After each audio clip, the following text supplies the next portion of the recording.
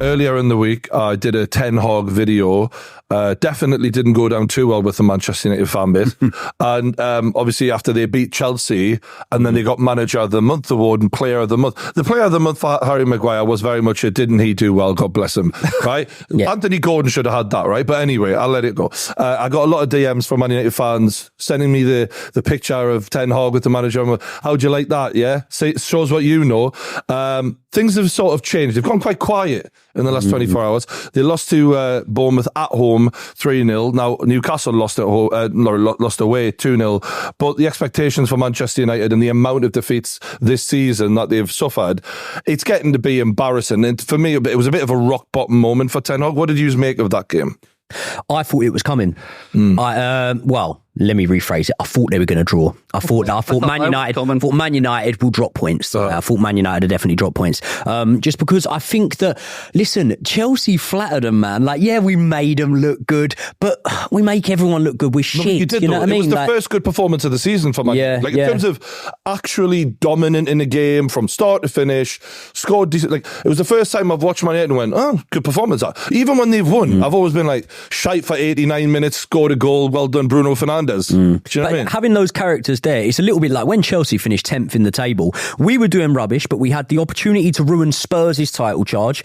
And no matter whether we were doing rubbish or not, we had the personalities in there, the individuals to go, hold on, we've been shit all season, but let's just ruin their title charge here. And it's a little bit, it's a little bit like, it is true though. And it's a little bit like what Man United did there. Man United have been going, we're shit, but we're not as shit as these lot. And everyone's been comparing us to them. So let's just pull this one out the bag. And then the following week, normal service is resumed. And it begs the question, like, he might be the second ever manager to win Manager of the Month and then get sacked the following month. The first one, Jose. Can't say I'm surprised. It's 11 defeats in 23 games for Man United this season. 11 losses, 11 wins, 1 draw. Very consistent, actually, contrary to what Gary Neville's saying. And like I said, the performances have been consistent. Whether they win or lose, it's not been good football. And I think that just really summed up how bad it can be under the questionable decisions of, you've just put Luke Shaw at left back, that went really well. You're not starting Varane for whatever reason, but you had a decent defensive display against Chelsea. Højlund started up front. You dropped Anthony Martial. That went well. He went back on so many good decisions he'd made. But they do have the second best goalkeeper in the league statistically, Brian, and that's the important thing here, that Andre Onana is not a fraud. Oh, mate, he's terrible. He's so bad. But it's almost to a point where I'm feeling sorry for the dude. Like, you're that bad. I'm not there. I'm a long way away. You're loving this, isn't it? If Man United concede 3 goals, like they did yesterday, realistically it was 4 goals, but if they concede 3, you know that Andre Onana could have done better for 50% of the goals. And that is the story every time they concede. We were watching the Chelsea against Man United game, and after Cole Palmer's goal went in, I'm buzzing, I'm thinking, yeah, really good goal. But I sort of looked at you, had Brian, half an hour to get there. I sort of looked at you and I was like, should have got it. Should do better, shouldn't he? And it's the same story every single time. Do you agree with Richard Keys, by the way, about Bruno Fernandes booking? Do you reckon he gave up and just got booked because he knew Anfield was next week and he wasn't going to? Well, he knew Anfield was next week and he knew he was on I do believe he knew all of those things when he was behaving the way he did. And should he have kept his shit together? Absolutely. I don't know if he did it deliberately. I was watching it back. I was watching the highlights back yesterday, and I was like looking at it, and Bournemouth had so many other chances. Should have been 4. Let's be honest. 3-0 flatters United. Like, it could have been way worse. They were so open. They were more open than Chelsea were. Bournemouth on the back of a good win at Palace as well, though. Yeah. Who do we think is closer to the chop out of Poch and Ten Hag? Ten Hag. Do you think? I think the only thing keeping him in a job is, ironically, the thing you guys have lots of, which is a lack of money. Yeah, but United can't afford to sack him. United normally make the change, don't they, when basically European football is out of reach. And at this moment in time, the performances are awful, but the fact they have been able to get over the line in games like Wolves, Nottingham Forest, Fulham, that's maybe kept him closer to being in a job than Pochettino, because let's have it right, Chelsea's season is now over. But with Man United, you can't actually say their season's over. It's not over, but the thing is, the writing's on the wall a little bit. Last season, they got 9 defeats. right? Now, interestingly, in Ollie's 3 full seasons, he had 6 defeats, 8 defeats, and 10 defeats. Last season was 9 for Ten Hag. So he was already almost matching. Obviously, he won a lot of games as well, but they were beatable as fuck, Man United. He created a team that were very beatable. This season, they're at 7 defeats and we're not even halfway through the season. So they're on course to have, 15, 16 defeats by the end of the season? Bear in mind also, when you mentioned those 9 defeats last season, 3 of them were before he even found his feet, weren't they? Because do you remember, was it the first 3 games he lost and then they started to find their feet and play much better football? So almost like 3 of those defeats you can write off, and really it's 6 because the first 3 were his first 3 games. I know that's not how it works, but it would suggest that this season, actually now, once you get those first 3 games out the way, and then you go, right, 6 defeats from when everyone perceived you as having found your feet, and now you've lost 7 already this season, becomes even worse. I think Josh made a good point earlier on when he said there's just no style of football. You look at Ten Hag and you just don't know what his style of football is at United. He was meant to come in and be a style tactical manager. He was meant to come in with this Ajax philosophy that was meant to revolutionise Man United. And he's been there for a long time now, and you just don't see players improving. Apparently you don't there's see a reason style. for that. So one of the main reasons I'm seeing from the Manchester United fan base is about he still has players who played for previous managers. Now, that's one of the main things I'm hearing parroted amongst. He's got players who played. There's a whole Twitter thing that went around of he has this many players from Josie, this many players from Van Gaal. It's like, do you think every single manager who's performing well in the Premier League right now gets a whole fresh batch of players? This is insanity to use this as a reason. Man United had players from previous managers last season, and it was all gravy. It was fine. And Ten Hag was a genius. So how come when Ten Hag gets him to 3rd and he gets all of the credit, when he also underperforms with them the next season and it's piss poor, he gets none of the blame? You can't give credit and not blame. That's just they're in denial though. No, that's bitch fucking childish mentality shit.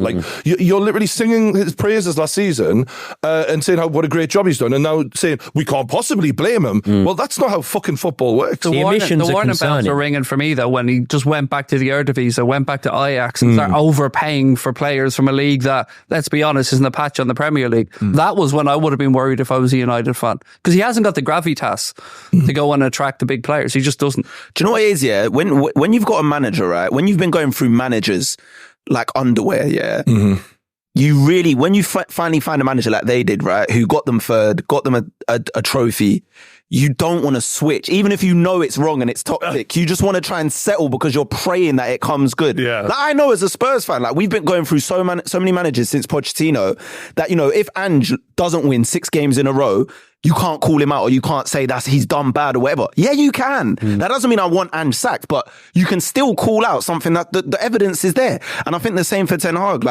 Although you don't want to switch managers and you want this to work out, Man United fans, the reality is looking at the team, looking at their body language, looking at how they're performing. Marcus Rashford, I don't care what anyone tells me, and I don't want to call his professionalism into question, right? Because I know Marcus Rashford, very cool guy, but he is not performing at his best. For Ten Hag, I can see that. Again, this is the maddest thing is I've never known a fan base exonerate en masse all responsibility from a manager and go, it's the players. I'm not saying it's not the players, by the way, but the players and the manager are equally 50-50 in this, and it's a relationship where they both have to perform. And if you're saying last season, now he got the best out of Marcus Rashford, didn't he? Wow, what a guy. That's a real manager there. And then Marcus Rashford shit the following season. Is that all Marcus Rashford's fault? And none of but it was Ten Hag's fault that he was great last season, but it's not his fault that he shit this season. Yeah, they moved the goalpost. Fucking this is grown men saying this idiotic shit. And I'm just a manager's job is to get the best out of the players he has to work with.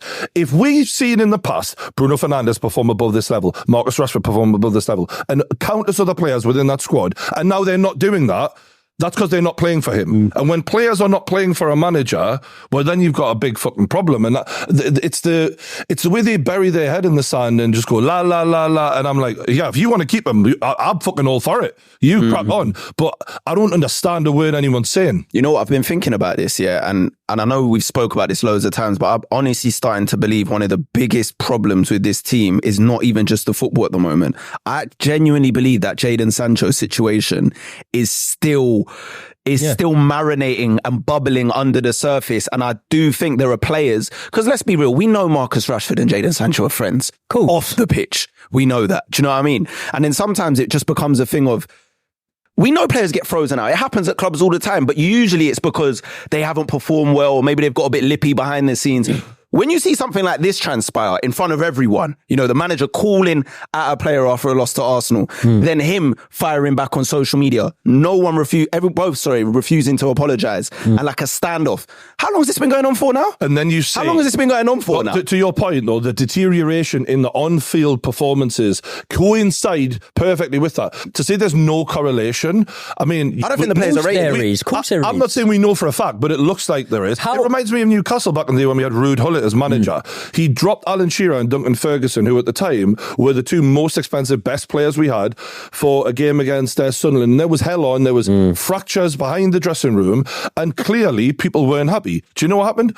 Bobby Robson came in, told Alan Shearer, you're my guy, made him feel loved again, built him up, and put the faith and confidence in him. And all of a sudden, Shearer was the guy. People forgot that this happened. Sometimes that happens in clubs, and you need to get the best out of them with a new guy. And it's not to say like Jadon Sancho is going to be the man to push him on, but how often, do you know how many people in life I'm like, yeah, not keen on him. Why? Has he ever done anything to you? Nah, but he done something to my mate. You know what I mean? You don't like him because of that. 100%. And football is no different. Like it's another workplace. You've got a manager or a boss being in what you perceive as a bit of a dickhead to one of your friends, and all of a sudden it's like, yeah, you might be all right to me, but I don't like the way you treated him. You know what I mean? Imagine every day they're walking through Carrington and they're seeing him training with who's he training with now? On his own. On his own, eating in a canteen, they're reporting, by himself. Every day. He's always at the table waving over as well.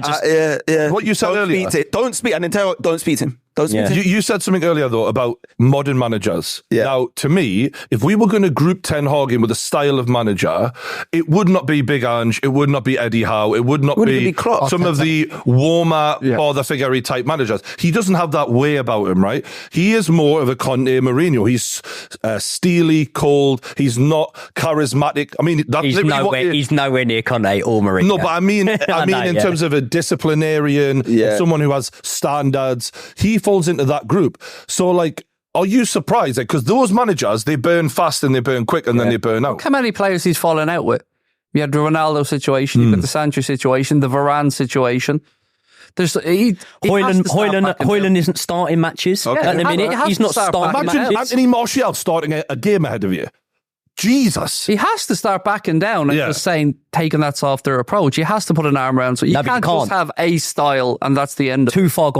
Too far gone. You can't take the costume off now, mate. Like, all of a sudden, you lose even more respect. Because, you know, when someone starts acting out of character and it's like, well, I didn't like the way you were acting, but now you're being fake. You know what I mean? So he's in a lose-lose situation. Like, I don't think he can change his personality type. And you mentioned about him going back into the market for players from Ajax and stuff like that, yeah? Is that so much about what a good player they are? Or is it so much more about he's thinking, well, I'm definitely going to have more certainty bringing you in because I know me and you got on in the past. And he probably doesn't see that he's the problem in these situations, but the common denominator is 8 out of 10 people you're not getting on with. Do you know what I mean? So is he just going back in for players that he knows he gets on with and he knows will, sing to his hymn sheet? But that was the theory, though, wasn't it? Like, if he brings in his guys, when someone tries to down tools, they'll stand up for him. It's not really happening. But he's calling out United players saying they're not as good as the ones technically had at Ajax. You know that it's the beginning of the end for Ten Hag when players are actively leaking information via their agents to people like Sky Sports and other publications to go 50%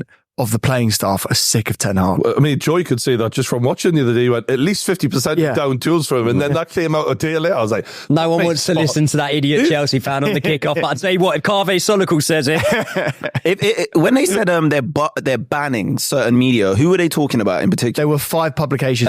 Who are they? Did they name them? Manchester, the main Manchester one. Yeah, I mean, the Manchester Evening News, Carve Solical. I think was Samuel Lockhurst. They banned the main Manchester news outlet from coming.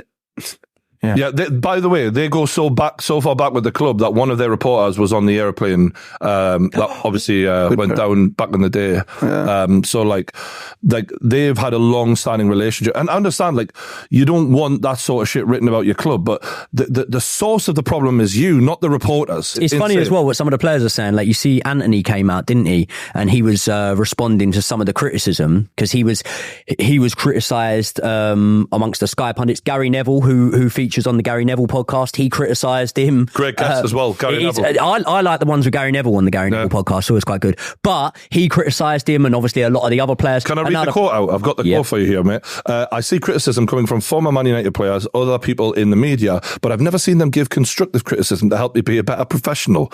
So yeah.